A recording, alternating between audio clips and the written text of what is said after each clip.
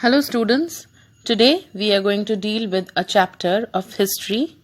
The name of the chapter is Age of Industrialization. The name Age of Industrialization itself reveals that the chapter is based on the era of industrialization in the world. Now for that we need to know what is industrialization first. Industrialization is the development of industries in a country or in a specific region in a wider scale. Industrialization is basically the manufacturing of goods using land, labor and machines. That means industries are big units of production which support the economy of a country. Now think, were the factories and the industries there since the beginning of the world? No, they were not. So let us talk about the time when there were no factories and industries. You would be surprised to know that even if there were no factories or industries, there existed a big market that used to deal with international export and import of goods. Yes, international export and import. That means an international trade was happening between the countries even if there were no factories and industries. So how was it possible? This phase was known as the proto-industrialization phase. This is very important. Remember this. How this used to function is, the trade was controlled by the merchants. Merchants means the dealer or the businessman. They used to visit and allot various kinds of work to different people. People as in peasants and artisans. Peasants are the farmers and artisans were the craftsmen. They used to give them the work. Once the goods were ready, they collected the goods and exported the goods to the international market. This production was basically done at home or their own family farms, not in the factories. Okay, this kind of a production was known as a proto-industrial production. But this work was a bit difficult for the people who did the production part because it was difficult to produce things in bulk at home or in family farms. So they got an idea to produce goods in a specific place or a specific building, which was further known as a factory. That's how the concept of a factory came up. This idea of factories was first initiated in England, and cotton was the first thing to be used as a manufacturing good. Richard Arkwright invented the first cotton mill, and production of cotton cloth became a huge market for industrialization gradually. In the factories, the workers started upgrading themselves to use various kinds of machines. The use of machines boomed the demand for metals, especially iron and steel. Also, railways started coming up as a great transport and communication mode, which demanded again the production of metals, especially iron and steel. In 1781, James Watt improved the steam engine, which was already developed by Thomas Newcomen, and patented that new engine. These kind of developments helped the industrialization to speedify its pace.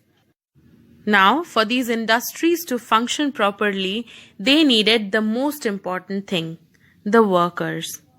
The industries demanded for cheap labor. So, there were many people who migrated from the countryside or the villages to the cities in search of jobs in the factories. Labor force was the most important thing for the industries because everything a machine could not do. There were certain designs and specific shapes which were in a great demand in the European markets. That was not possible through machines. They had to use hand labor for creation of those designs and shapes. Now let us see how industrialization came to India. Industrialization was spreading everywhere. Eventually it came to India and started involving the Indian manufacturers and traders to market goods domestically as well as internationally.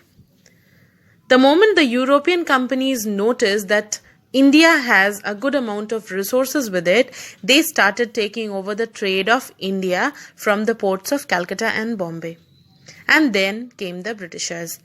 The Britishers introduced the Manchester goods to the world, including India. Manchester goods were comparatively cheap and they started taking over the textile market of India in the 19th century. Because of this, the Indian goods lost their position and profit, and the entire Indian industry collapsed, bringing a huge loss to the local Indians. Now let us see the condition of weavers in India. The East India Company took full control over the Indian textile market. They tried to eliminate the freely existing traders and brokers. They appointed a paid servant called Gomastha for supervising the Indians involved in the production of cloth for the Britishers. The Gomastas behaved rudely with the workers and punished them really hard for the delay in delivery. The Indians kept much tolerance, but when they realized that there is no improvement in the situation, they revolted against the Gomastas. They also stood firmly against the remuneration that the Britishers paid to them in lieu of the weaving task, because that was really low, and that was unable to fulfill the basic needs of the weavers. Hence, the condition of the Indian weavers working for the East India Company was miserable. Now let us see a different phase of Indian industrialization. There were some rich and powerful people in India who had built a huge industrial empire in India. They established themselves as successful entrepreneurs by linking their business at an international level with countries like China, Japan, England, Africa, and some others. They did not just build themselves in the secondary sector of economy, that is factories and industries, but they also invested their money in the tertiary sector of the country, that is banking, transfer of goods, transfer of funds between cities, and financing traders. Some people who were considered as the successful entrepreneurs of that time in India are Dwarkanath Tagore, Jamshedji Nasirwanji Tata, and Denshaw Petit. They became the leading face of India in the industrial sector. Now coming to how the workers were recruited in the industrial sector. When industrialization flourished in India, the workers from the nearby places came to work. People started giving up their farming activity, and most of them wanted to join the secondary sector, that is the production sector. Now what happened is there were more number of job seekers and the jobs were less. So the industrialists appointed a person who was called as the jobber. His work was to get the new recruits from the surrounding areas and settle them comfortably, and they also helped them in the times of money crisis. Now we come to discuss the peculiarities of the industrial growth in India. Now what happened was, everything was going well for the East India Company to regulate the trade from India. They used to trade everything. They used to trade tea, coffee, indigo, jute, everything. They used to trade successfully from India to the different parts of the world. But suddenly, with the emergence of the First World War, the hold of the Britishers on the Indian trade, especially on the Manchester goods, declined, as they were busy meeting the needs of the army in the war. Things like uniforms, jute bags that they used, the leather boots that they needed for the war, everything the Britishers started supplying in the war to the army. This diverted their focus from the Indian market, and this proved to be a boon to the Indian producers. This brought back the cloth market into the hands of the Indians again. People preferred purchasing Indian cloths after the decline of the Manchester goods. Moreover, during the Swadeshi movement, the Indians boycotted the foreign-made clothes, and Manchester declined completely. This crumbled the British economy after the war into pieces. And finally, they lost the hold over Indian market.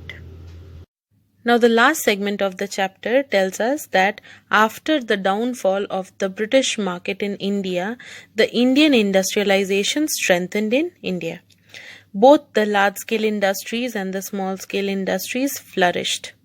Innovations and technology proved a great help for the production of goods.